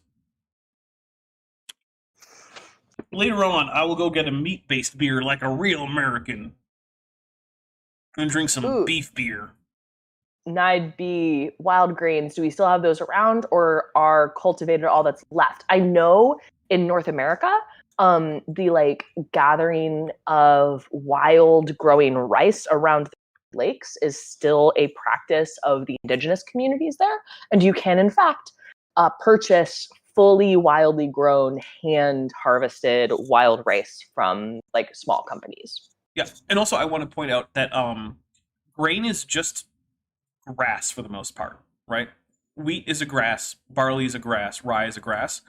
If you go out and find wild grass and you take those seeds and you thresh them and you grind them into flour, you are eating wild grains. Period. That's all it takes, really. Now, look into what grains are local to your area for safety reasons. But all it takes to be eating a wild grain is to just go eat grass seeds.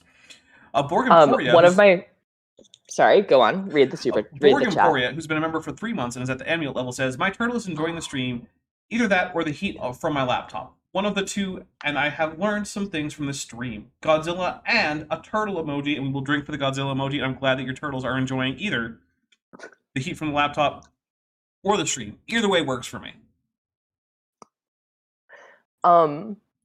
So I got a little...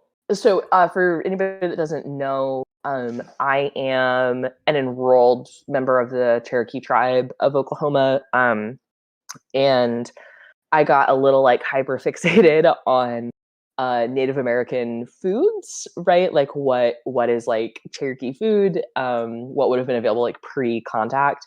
And there is a really great collection of recipes put together by a native chef, and the New York Times sponsored it. And so it's 10 recipes of Native American foods from all over the North America, using only indigenous ingredients, right? So there's no sugar, there is agave. And I was looking into like making a dish from that. And I was for like specifically native grown wild rice. Gosh, I'm realizing some of my hyperfixation about my... That's as I say all of this out loud. Okay, we'll hit play. It'll be fine. Mm-hmm. And all this just sounds like fairy tale. I mean, I used to believe it was all BS and made up.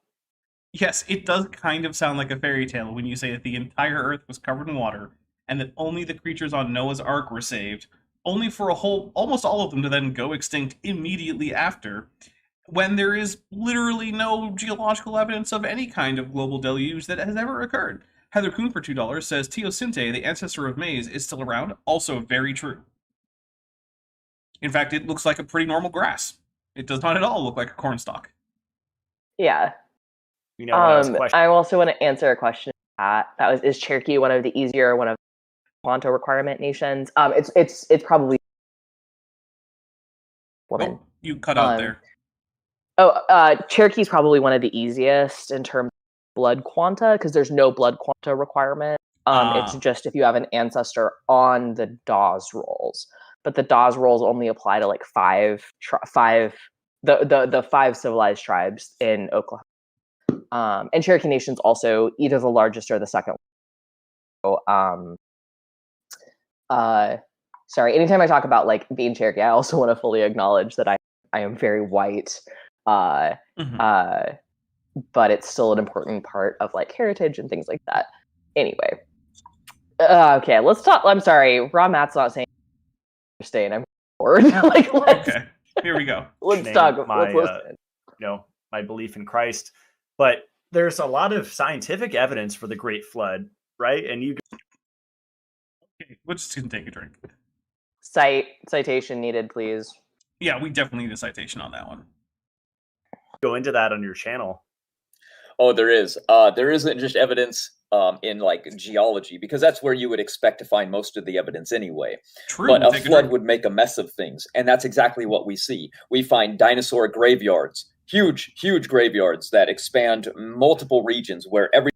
Yeah, but Matt, they're not all from floods, are they? Some of them are from droughts, or landslides, or volcanic eruptions with subaerial ash, not submarine ash. And yeah, we can tell the difference, can't we? So let's take a drink for dinosaur graveyards. The only way you can get that is a global flood. Also, local floods also are a good way to do that. Mm-hmm. And we can also tell when they're local floods, because again, geologists can tell what rock has been deposited by a flood and what rock hasn't been. It's not actually... it's pretty obvious. Yeah. It's not like it's some kind of mystery. Everything is just compiled, mushed up, and crushed all together. One of the biggest dinosaur graveyards of all flows from Florida all the way up to Canada, right? No, there is no such thing. In fact, you know what? Okay. Let's go to PaleoDB, and let's pull up all the Mesozoic Dinosauria fossils, and we're going to show that on screen after I get it up here. So we're going to go PaleoDB. Now, PaleoDB is a really cool resource that I like. PaleoDB or PDB Navigator is probably where you want to go. It's paleodb.org/navigator. It gives you a world map, and this world map is something that you can filter by both time and by taxon. So I am adding a Mesozoic filter, and I'm going to add Dinosauria. So this will give me all of the Mesozoic dinosaurs that have ever been found that have been entered into the database, and the database is updated very regularly. So give me a second while I switch to the correct scene here in OBS. Okay, so Dapper, yes. you need to like apologize for your Bilbo reference earlier. You currently have more likes. No, at the time it was appropriate. That's it. Once it's appropriate and I say it, it's been said. All right, so let's zoom in on North America here. So remember, this is only dinosaur fossils, and it's essentially all the dinosaur fossil sites that we have in the world from the Mesozoic. Now, I have to select the Mesozoic because if I choose Cenozoic, we will also get some dinosaur finds, but they will be birds, essentially. Okay, so I want to point out that Florida has literally no dinosaur finds ever. I'm sorry, that's really funny. Not one. Okay, now we look up and we get into like Alabama and whatnot. We get a few dinosaur finds here, but there's supposed to be a graveyard of dinosaurs extending from Florida to Canada. I'm looking at Ontario, Quebec, nothing. Once we get into like Alberta, Saskatchewan areas, yeah, there's some dinosaurs here.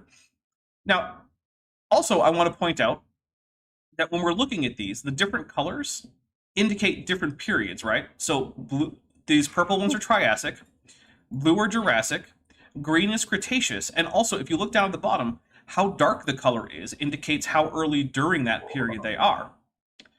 So, even with this, like, let's say we look at the closest thing that we have to this dinosaur graveyard. Okay, so this is all Cretaceous, but it's not even the same parts of the Cretaceous. Some of it's early Cretaceous, some of it's late Cretaceous, right? And if we look at, this big collection over here around, like the Midwest and the West, come on, get out of here. In like Montana, Utah, Colorado, that kind of place, right? It's mostly Jurassic and Cretaceous, which again means these are not all the same event, right? These are found in different strata. They did not all die together. Sorry, this was really funny. So, hey Matt, is there a satanic conspiracy by PaleoDB to hide the fossil graveyard from Florida to Canada? Oh, Matt, is that what's going on? Is there a satanic conspiracy, just like that one guy who said there was a satanic conspiracy to hide giraffes from the public? yes. I'm taking a drink for this. This is ridiculous. Oh my goodness. This is absurd. Yeah, it really is. Okay, Maddie's back on screen. I mean, obviously she didn't leave because she was still here. But, yeah. There's a dinosaur graveyard from Florida to Canada. Where, Matt? Where? I don't see it. We have giant boulders that can never have been moved any other way on Earth except for from a gigantic flood. We do, but those were moved by this thing called a glacier. And here's I the was thing, about to say glaciers? Yeah. And And here's the thing about these giant boulders. They're not in the same strata that we find dinosaurs in, Matt. They're all recent, or they're all very, very ancient. We're talking like pre-Cambrian. I'm sorry that you don't know about glaciers, Matt. I really am. But I'm taking another drink because how could these boulders have been moved? Yeah, glaciers, Matt.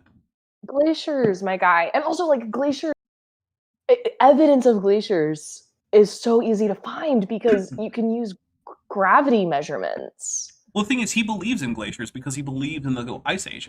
So even in his Exactly, model, the actual better explanation is still glaciers. But I don't think he can say that because he thinks that happened after the flood. Is it a level layer thing? Yeah, so the big evidence we have for major glaciation are both post and pre-flood, according to Raw Matt. So this problem just doesn't actually exist within the supposed flood layers, but he's bringing it up anyway.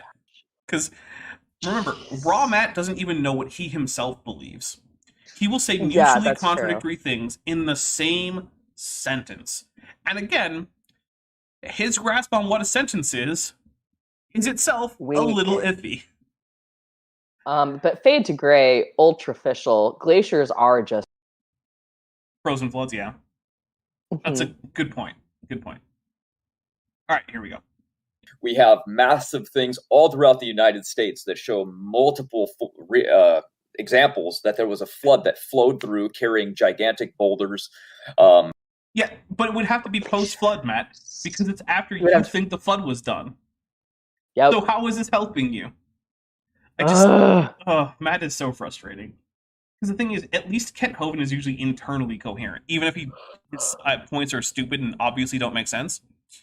Because if you actually get into something he's like really confused about, he'll go to like, oh, I don't know, I'm a busy man.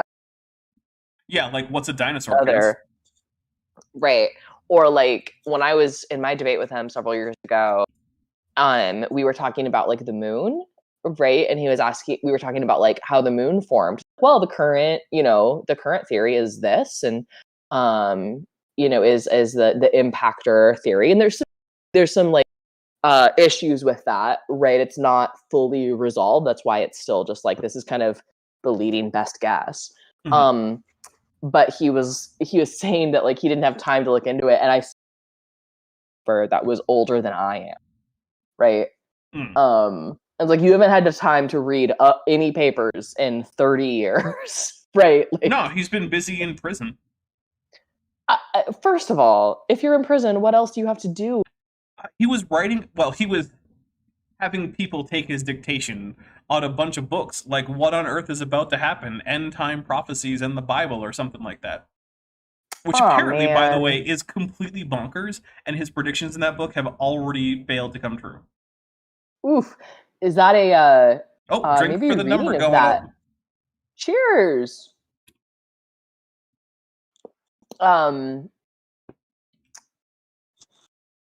Maybe a reading of that is a goal for some kind of reward stream at some point. Oh, goodness. I don't even know how to get a hold of that. Oh, man. Internet minions unite. Please, someone find us a copy of Kent Hovind's End Time Prophecy. Oh, my goodness. Okay, find Maddie a copy of that. I don't know that I want it. Maybe when Kent with Bent finally runs out of material in like 4 or 5 years. Maybe. All right, here we go. Huge wave marks that show usually ripples that you find on the bottom of the ocean. Okay, but... Or you can get under wind. Well, so there is a way to tell the difference between wind and water ripples, right? Oh, I know that, and you know that, and any geologist knows that, but does Raw Matt know that? Probably not, but here's another complicating factor, right? We do actually have catastrophic flood ripples that are, like, gigantic in scope. But they're localized to places like the Badlands in eastern Washington. Or sorry, the Scablands in eastern Washington, not the Badlands. And there's a reason for that. It's because there were post-Ice Age catastrophic floods, but they were not global. Yeah. Instead, we also have things like definite wind ripples in places like the Coconino Sandstone, and definite submarine but non-catastrophic ripples in even lower things like the Hermit Shale. And now I'm specifically talking about the Grand Canyon, in part because I live in Arizona, and it's in Arizona, and it also has a lot of cool geological features. So, you know. Oh, guys, there's like a documentary coming out about the Grand Canyon, and my school Anne, who is a geologist, that paleontologist who works in the Grand Canyon, and like I did an interview with her on my... She's in it. Nice. Anyway... Yeah. Awesome. She like kayaks down she like spends weeks at the bottom of the Grand Canyon looking for trackways fossils. Okay. And so she'll like eventually post photos of like view from my office Nice. kayak. Like, Nice. what kind of amazing life do you have? By the way, guys, I want to say thank you. We are currently at about 36% done with the fundraiser, and it has not even been 2 days. Awesome. So thank you very much. I know that Benthoven appreciates it a lot. Even if this does not go all the way to the 4,200 goal, it will significantly reduce the burden that he's having to bear, as he is hopefully only just a few months from starting to get back on his feet, really, after, again, having a career that was just ruined by medical malpractice. Which, by the way, while technically he can file a lawsuit, no lawyer has been willing to take the case because no one wants to go up against the federal government in a lawsuit for a lost job from the VA. Because they'll win. Because it doesn't matter what evidence you have, it's the VA. They win. Yep. So, yeah, guys, yeah, like, people have died in their waiting rooms and lawsuits failed. Mm-hmm. It is essentially impossible. I'm pretty sure that a VA doctor could walk in and shoot a patient in the head in full view of everyone, and they would neither be charged nor would any lawsuit against them win. Yeah. Yeah. So, here we go. That are on land today, they actually estimated that the United States was under 100 feet of water. Who's they, Matt? I need a citation on that. They? Who is the they? Yeah. Because when you say they estimated this, that means that you read some paper about this and that there was some kind of person who said this. I think this might be they estimated this in the same way that, say, Matt Powell thinks that scientists think that dinosaurs farted themselves to death, because all he read was the headline to a Fox News article that didn't even accurately portray what was in the body of the article, never mind accurately portraying what was in the scientific study in question, which was that sauropod flatulence may have been a small but significant factor in global warming throughout the Jurassic period. Okay, which is not at all the same. That's not at all the same. So flatulence releases methane. Yes. Right? And methane is a greenhouse gas. Yes. But the thing is, methane is like, oh shoot, it's at least an order of magnitude more potent a greenhouse gas than carbon dioxide is, right? So a much smaller change in methane has a much bigger effect on global temperatures than carbon dioxide, right? And so sauropods did not fart themselves to death, as Matt Powell would say. But cattle in the United States have a measurable effect on climate change, on modern climate change, right? You can measure it. And that's because methane is so anyway, that's there's a reason. I actually have a video on that on my channel in the climate dynamics series called I don't remember. I made it a while ago. Yeah, there's a reason I try not to have beef more than like once a month. Damn. Yeah. It's because in addition to the fact that I probably eat more meat than really I should, especially red meat. It's also not great for, the environment to just eat a lot of beef. Because the more beef you eat, the more cattle get bred, and the more they fart, and the worse it gets. And also, in terms of just like how many calories they eat versus how many calories you get out of that cow, out of probably that steer. It's really not a very efficient use of grain production in the United States, which is also a climate intense thing, because grain production uses things like, big gas powered tractors and such. So, overall, I advocate for people to cut back on their meat consumption for numerous reasons. Well, I'm not going to be like, oh, you got to go vegan. It's like, you should probably, if you're in the United States, you are probably eating more meat than you should, for both health reasons and for climate reasons. Yeah. Now, Meatless Monday is kind of fun, Like I love to make a good black beans, like burrito bowl with like black beans, really yumminess. You could Anyway. follow that chaplain you knew, because the normal Eastern Orthodox rules is no meat, eggs, dairy, olive oil, or wine on Wednesdays and Fridays throughout the year, as well as numerous lengthy fasting periods in which those rules are also in effect. Yeah, absolutely not. But I do like accidentally make vegetarian meals sometimes. Maddie's you like, know? I'm That's, sticking with Protestantism. Yeah, like, dude, I love Protestantism. It's great. It's great. All right, We can have as much olive oil as we want. Well, the Eastern Orthodox can too. Just, technically, Not on Wednesdays and Fridays, though. Okay, so here's the thing, though. No one's enforcing that. You're not going to get excommunicated or even questioned about it if you don't. So, yeah. True.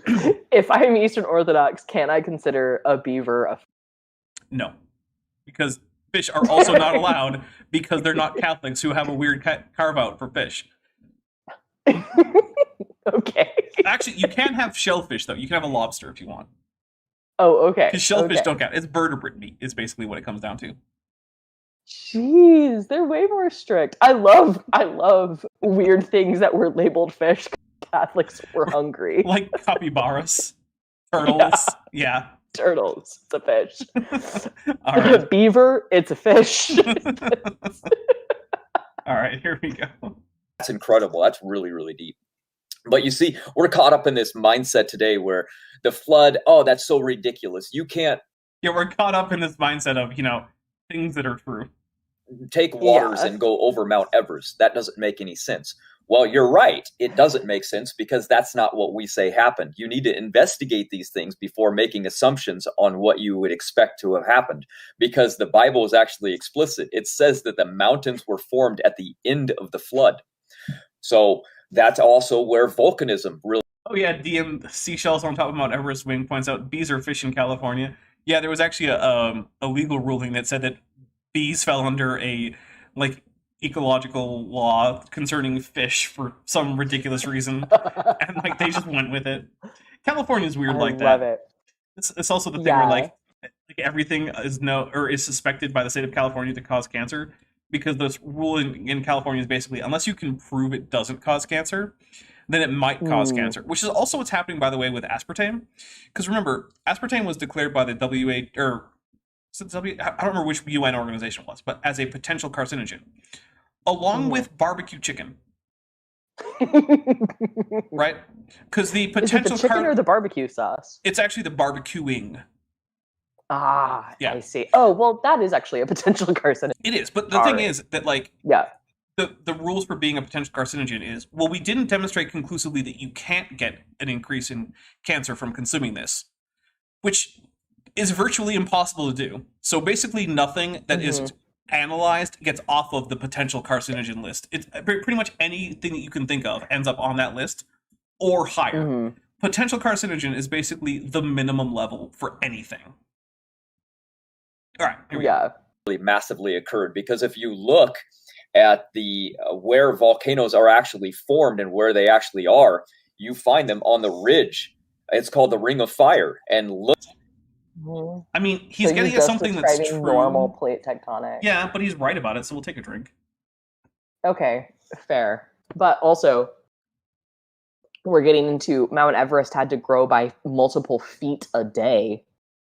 Yeah, actually, I did calculate at one point, and I think it was it had to grow on average about 1 meter a day to form during the flood and get to the point where it would have been... You could just ride it up. Yeah, just don't worry about it. Look at where this Ring of Fire is, and you find that when the continents came to a rest... The Ring of Fire is what happens when I eat too much of my spicy ramen. At the end of the flood, they built up that friction and they hit, and they created the lava flows and everything that created the Ice Age. And this Ice Age is what we look and Whoa! How do lava flows cause the Ice Age? I don't know, but I'm going to take a drink because that's kind of the opposite of what lava does. Uh-huh. You could have at least said ash clouds, because that would have made sense. Oh! I know where he's coming from. Sorry. It is lava flows heat up the ocean, increase evaporation, increase cloud cover, reduces albedo, cools the planet. Wait, wouldn't that increase albedo? Yes, increases albedo. I'm sorry, I get that one flipped. What I mean is it decreases the amount of incoming solar radiation. And it also provides, so that lowers Earth temperature, which also is providing the extra evaporation, right? The extra cloud cover is providing more precipitation, which falls as snow, to cause the ice age. That's the argument. It's very silly. Actually, like cloud feedback. So both clouds do affect albedo, right? That is true. Mm-hmm. But increasing the amount of water vapor in the atmosphere, turns out, team, water vapor, greenhouse gas. So those two effects effectively cancel each other out. So the increased albedo leads to cooling, but the increased water vapor leads to warming, and the net effect is approximately zero. All right. Anyway, now, Brian the real strawberry shortcake vein official. These names are great, but I do sometimes miss it when it was just strawberry vein and it was easy. Says, koalas eat only one food. Raw Matt eats only one food. Koalas have smooth brains. Coincidence? Thinking emoji. Okay, the rational part of my brain wants to say yes, that is a coincidence, but it's way more fun for it not to be, so my official stance currently is no, that is not a coincidence. can it be the same with pandas? Well, so here's the thing. Pandas actually don't exclusively eat bamboo in the wild. They do occasionally eat carrion, and every once in a great while they will hunt small prey like small rodents. Okay. But they do get I well love over watching pandas. Yeah, They're so derpy. In the wild, they do get over 90% of their calories from bamboo, and in captivity, I believe they don't actually need anything besides bamboo. But in the wild, they do technically eat other things. Like, they'll eat fruit occasionally, and they will eat the little tiny bit of meat. So it's not actually fair to say that they only eat one food. But koalas, as far as I know, are exclusively feeding on eucalyptus leaves. Heather Kuhn for $5 says, at Maddie, I think the word you are looking for was insulation. Probably so I am just dyslexic enough that like I will get things like left and right, east and west, and like something like albedo. I cannot remember if it's like up or down. Like I know what it is and can describe it. But I especially off the cuff, I will incorrectly state which way it goes. So I don't know if it'll help, but the way I remember it is that albedo is the amount of light that's reflected back. So the higher it is, the more light goes away, so the cooler something can stay. I mean, that is a good mnemonic, and I'm like, that. I still have to do this to know which one is my right. My Unfinished Journey for $5 says, to what extent is the craftiness of the VA a function of conservative small government policies? I actually don't know how to answer that, because the problem is that the craftiness of the VA does not seem to change with changes in like administration or like congressional makeup. I don't actually know what the problem is. I suspect some of it has to do with a lack of accountability, because the government is willing to just throw ridiculous amounts of money at legal defenses for things like VA doctors, and also many veterans don't have an option of just leaving the VA to go somewhere else, resulting in them having some kind of consequence, right? So if a veteran dies in their care when they shouldn't have, or abandons that care to go get better medical care somewhere else, at someone else's expense, whether it be the veterans or just anyone besides the VA doesn't actually suffer in any way for that. So I think that what's actually happening is, and I don't know this because I haven't done any studies, but what I suspect is happening is simply that there are no incentives for the VA to provide good health care beyond the personal feelings of the VA workers in general, which is not a reliable way to get effective health care, is just relying on people to feel like they should do that. Now, again, I don't know that. So I think that it's not so much that it's a Republican or a Democrat problem as it is that there needs to be a radical restructuring of the VA healthcare system in a way that makes it so that they bear responsibility for problems. I think part of that might be that maybe doctors who were sued in the VA shouldn't get, government-funded defenses.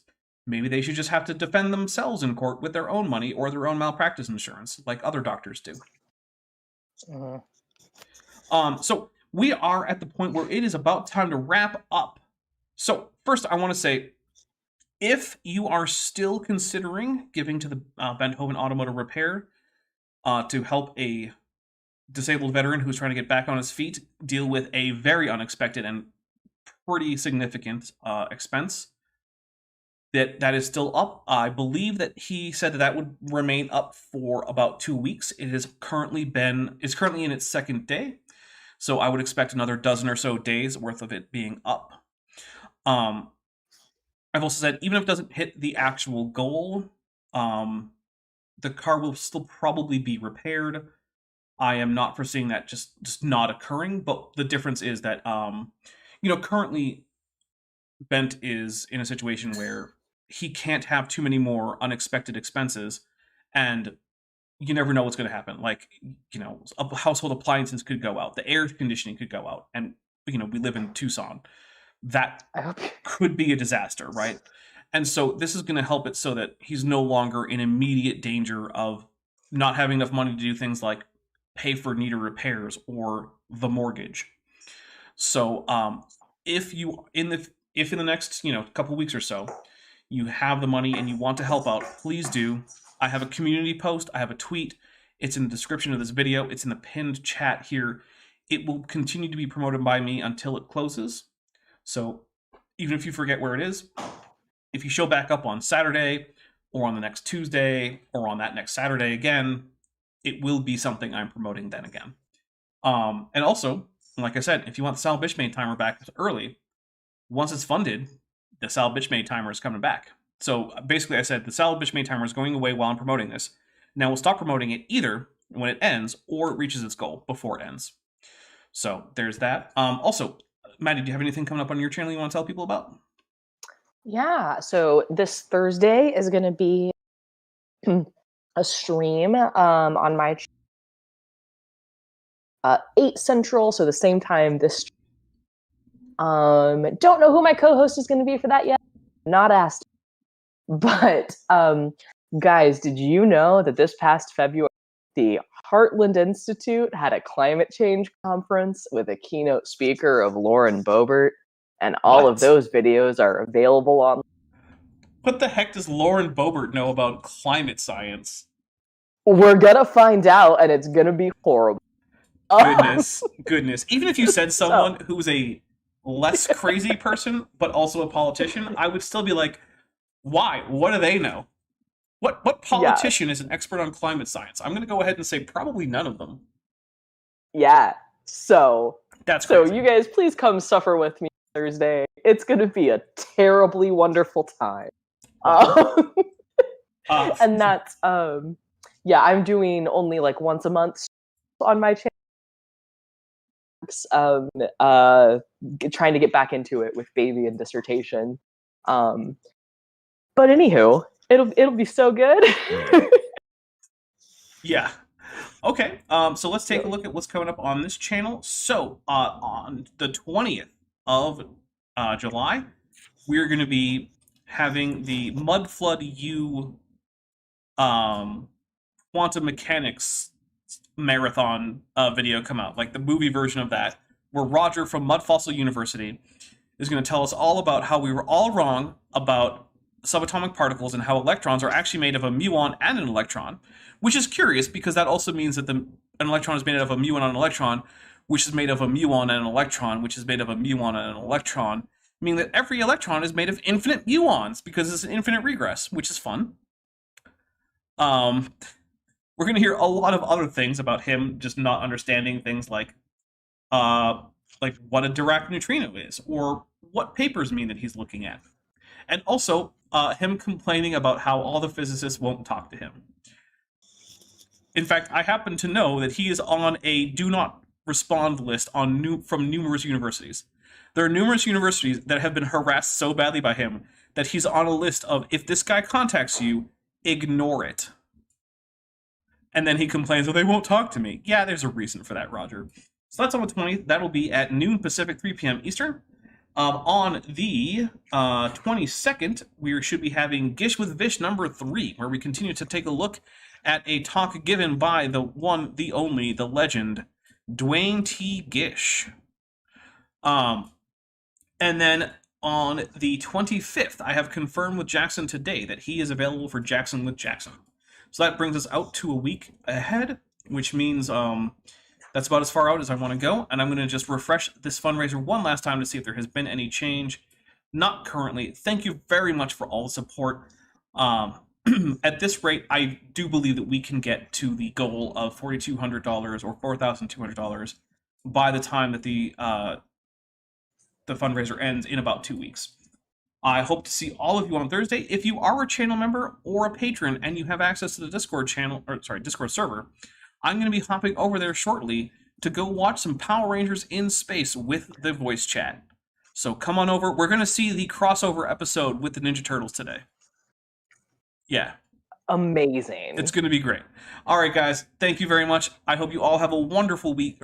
Week, not weekend. It's Tuesday. Hope you all have a wonderful week. Tuesday. Good God. I don't know what's happening anymore. I hope you all have a wonderful, safe week. I hope to see all of you on Thursday, and I'll talk to y'all later. Thanks for watching, but before you go, I just want to say a special thank you to my channel members and my patrons, especially those pledging $20 or above. Benthoven, Tapioca Weasel, Denny5252, Elleron Teller, Phil Rivara, Ian Chen, Kelvin Brostig Van Manen, Landon Knoll, Maddie Babby, Monkey They Them, Mrs. Spexinder, San, Sphincter of Doom, and the Venerable Bede. As you probably know, YouTube is a very volatile platform, and from month to month my income on the channel can swing wildly. But the people you see on screen are directly supporting so that I don't have to worry too much about that, and the channel can keep going as it is, and perhaps even improving. If you'd like to join this team, there are links below to join the channel or in the description to join the Patreon. The Patreon starts as low as $1 a month, and the channel memberships start as low as $1.99 a month. On Patreon, you can even get a discount for pledging annually. If you do decide to pledge, you'll get access to an exclusive Discord server just for channel supporters. And either way, you get early access to virtually all of my scripted videos, often 3 to 5 months before they come out for the general public. Now, if an annual or monthly pledge isn't right for you, but you still want to support the channel, there is a merch store down in the description, as well as an Amazon wishlist, just for me. And if financial support isn't something you can or want to do, then if you still want to help out the channel, please just like and share these videos and make sure you comment on them. It really helps the channel out. Thanks again for watching.